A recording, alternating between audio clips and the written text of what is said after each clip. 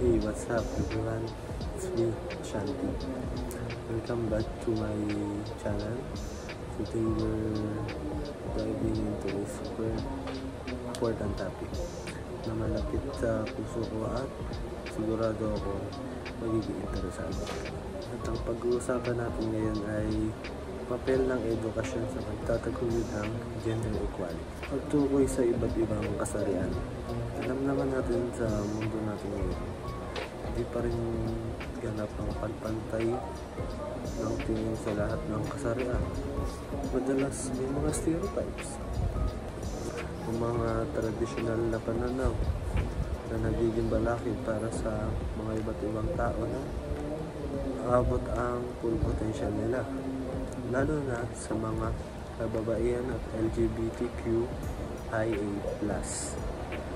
Kaya naman, dito pumapasok ang napakahalagang role ng edukasyon. Edukasyon. Sa mga paaralan kasi, hindi lang naman tayo tinuturuan ng math, science, o history.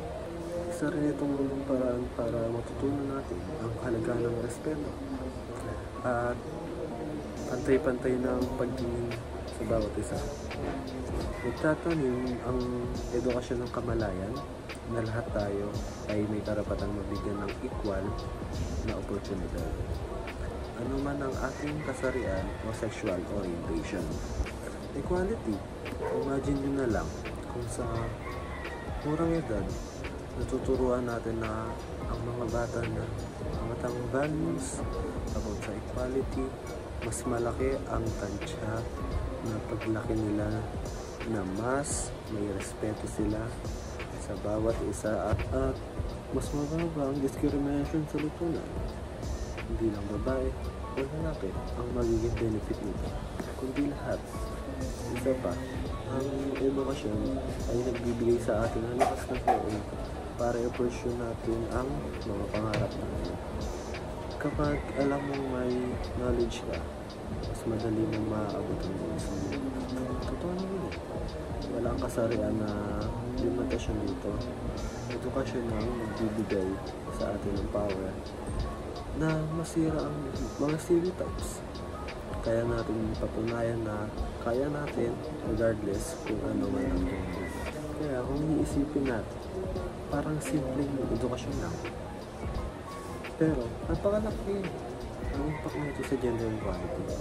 Kasi dito nagsisimula ang lahat ng kamalat. Ang respeto, ang pagpapahalaga sa kapwa. At dito rin nagsisimula ang pagbabago na gusto natin na makita sa mundo nito. So, ayun guys, sana may natutunan kayo today. At sana makatulong tayo sa pagpapataguyod ng pantay-pantay ng mundo para sa lahat. Ang ating pangarap ay magkaroon sa lipunan walang pinipili, sa lipunan ay pantay-pantay, pagtrato sa lahat. At ang edukasyon ang magsisilbing daan patungo pagkamit ng pangarap na ito. If you like this video, don't forget to like, subscribe, and hit that notification bell para updated kayo sa mga susunod nating mga usapang mga kabuluhan. Muli, ako si Shanti. Maraming salamat sa panonood. See you next time. Bye-bye.